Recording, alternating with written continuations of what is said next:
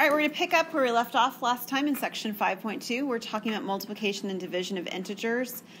In particular, one of the big things that happens within this section, specifically the multiplication and division, has to do with signs. You have to decide when things are positive and when they are negative, because all the all of the multiplication and division facts themselves stay the same.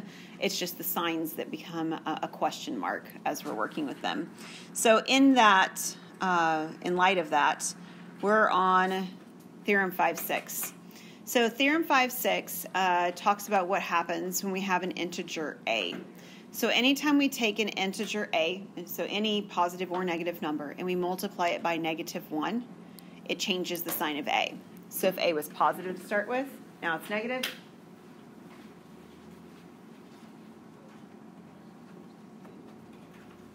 And if it was negative to start with, now it's positive. Okay, so remember that negative there, just like when we talked about absolute value stuff, means my sign changes. That's really what it means. When we're working with integers a and b, there's several different ways we can think about how do we decide if it's a positive number or a negative number. And these are a couple of different items that we can use as a reference point. So Theorem 5.7 tells us that if you have the negative a times b, then we could just multiply a and b and then put the negative in front. And if you multiplied negative a times negative b, then if you pull both those negatives to the front in that same fashion, they would become positive, and then you just have them a times b that are multiplied. And the last one, Theorem 5.8, actually talks about the distribution property if you have subtraction over negations. So, or distribution over negations with subtraction. So we have a times b minus c is ab minus ac, and b minus c times a is ba minus ca.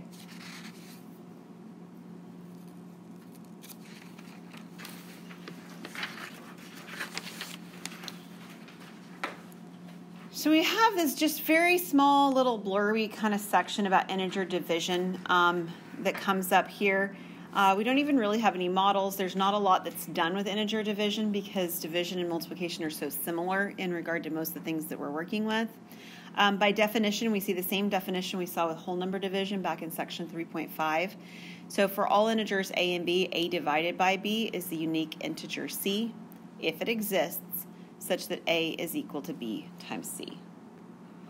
So this is saying, I'll use numbers. How about we do 6? 6 divided by 3 is equal to 2, and the reason is because 6 is equal to 2 times the 3. Okay, and I know I used whole numbers. It doesn't matter. If you want to put a negative, you can make this a negative, this a negative, this a negative, and it's fine. It works for positives, works for negatives. Doesn't make any difference, the signs that you use to make that work. We talked in chapter 4 about dividing, right? You'll be having chapter 4 and 5 combined on a test. So integer divisibility rules. A divided by b is a unique integer. If that's the trait, if a divided by b is a unique integer, then a is divisible by b. Or equivalently, b divides a. And we remember this notation that showed up in chapter 4, right? 4.1, the divides notation.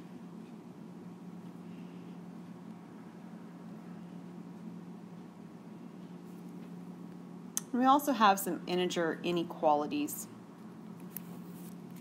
So if we have integers a and b, and a is less than b, which is how we write it over here, this is true if and only if there is a positive integer k such that a is equal to, a plus k is equal to b. So, for example, -1 is less than 2, and the reason is because -1 plus a number will equal 2, and that number would be the number 3. And in particular, the number that goes in this spot has to be a positive integer for this to actually make sense and to be a statement that's about less than.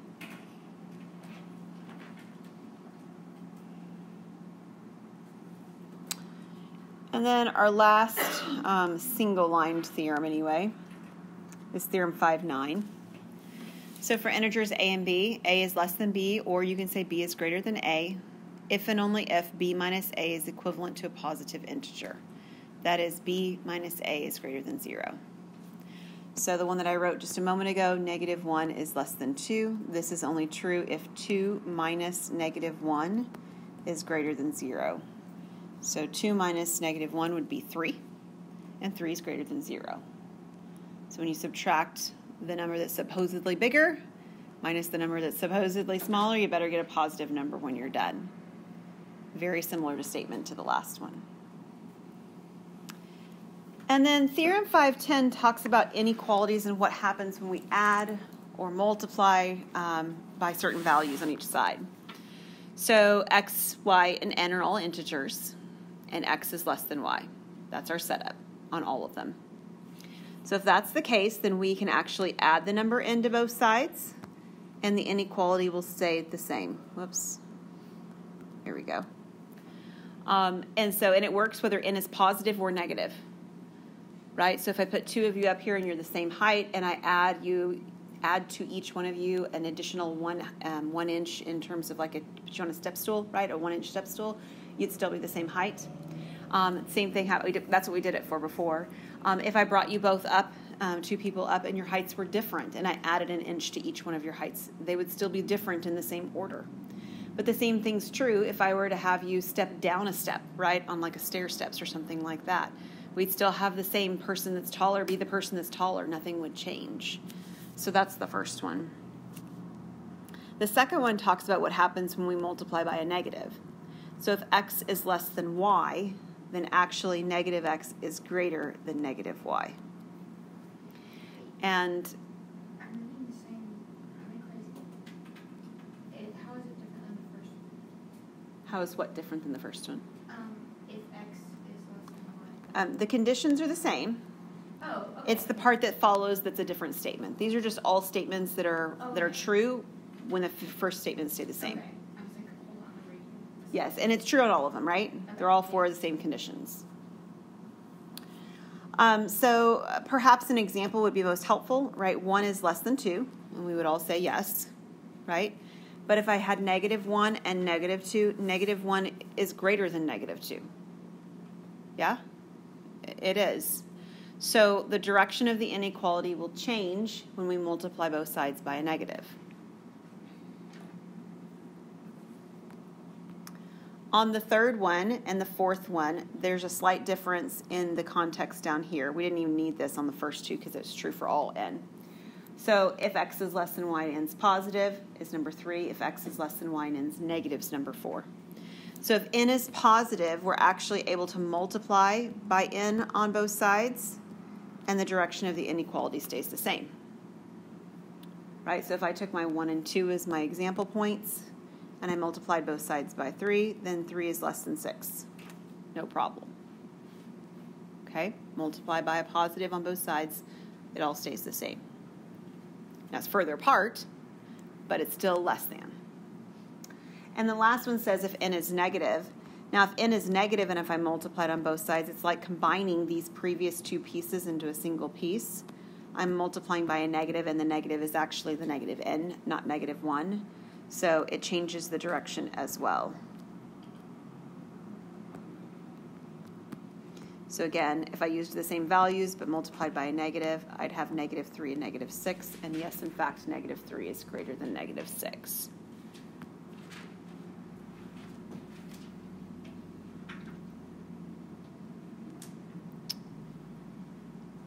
All right. Ready to take a look at a couple more examples and then be done? All right, let's do it. These directions want us to find integers that make the following statements true. They don't say you have to solve them as equations, so if you want to do them in a different way, some kind of a trial and error, that's okay. I tend to think that equations work pretty nicely for them, so I'm going to stick with them in that sort of form. There's a couple of different things we could do for part A. One option is that we could distribute the negative 5 through. Agreed? Sure. The other option, and the one I'm going to show you just because you're probably not the one you thought of, is you could also divide both sides by negative 5. So this right here, negative 5 divides by negative 5 evenly, right, perfectly into 1, leaving me with x minus 3. And negative 5 divided by negative 5 on the right-hand side is 1. And then if I add my 3 to both sides, I get x equal 4. If you chose to distribute, it's totally fine. You're still going to get x equals 4. You're probably going to have about the same number of steps. It's just going to look a little bit different in their arrangement. Now, B is a little different. In particular, you notice that it's squared, and I have no intention of us solving a squaring kind of problem at the age level we're talking about. But what I do want you to recognize is something that happened on your homework last night. When we square things, they change the signs to all positive, just like if we absolute valued things, right? If you take an absolute value of both sides, it makes things positive. If you square things, it makes both positive, right? So whatever's happening on both sides, they're becoming positive. Agreed? Okay. So what is the difference between x minus 1 and 1 minus x? How are they related? The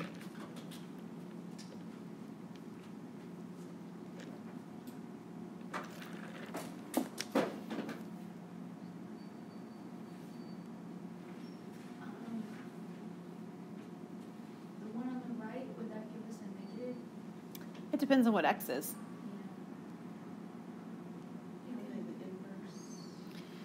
So you're on the right track, Candace. Can anybody help her out? I couldn't hear what she said. She said, are they the inverse? You're so close. I was going to say that you could do the keep change on both of them since it was subtraction. I don't know that it helps you because of the squaring going on to mess with that. You're not wrong that you could manipulate with some of the signs, but I don't know that it will help. I'm going to come back to what you just said, Candace, in just a second, because you're correct. You just don't have it all completely stated yet. I just want us to try a couple of numbers so you can see it happen, and then I think it'll become more obvious. What if x is 5? What do you get on the left? Before the squaring. I'm ignoring the squaring for the moment. 4. You get 4. What do you get on the right? Okay. What if you did x is equal to 0? What do you get on the left? What do you get on the right? 1. 1. Okay, so these are additive inverses. Every x value that I put in will give me the positive on one side and the negative on the other. Do you guys see that? Okay. And then what's going to happen when we square them? They're going to be equal, and they're going to be both positive, right? So the reality is that all integers work here. And the reason is because, that's an A, because x minus 1 and 1 minus x are additive inverses. Okay? So we get some value, I'm going to call it C, and negative C, right? Whatever we get the positive and we get the negative, and then when we square, they are equal.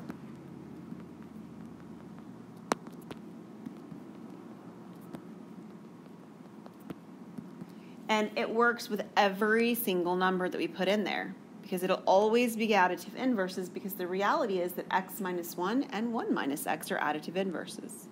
Right? They're what we would get if we did have a commutative property, agreed? But we don't for subtraction. All right, so that is it for section 5.2. Go ahead and let you get into your groups. Notice you only have group work from 5.2A and B today.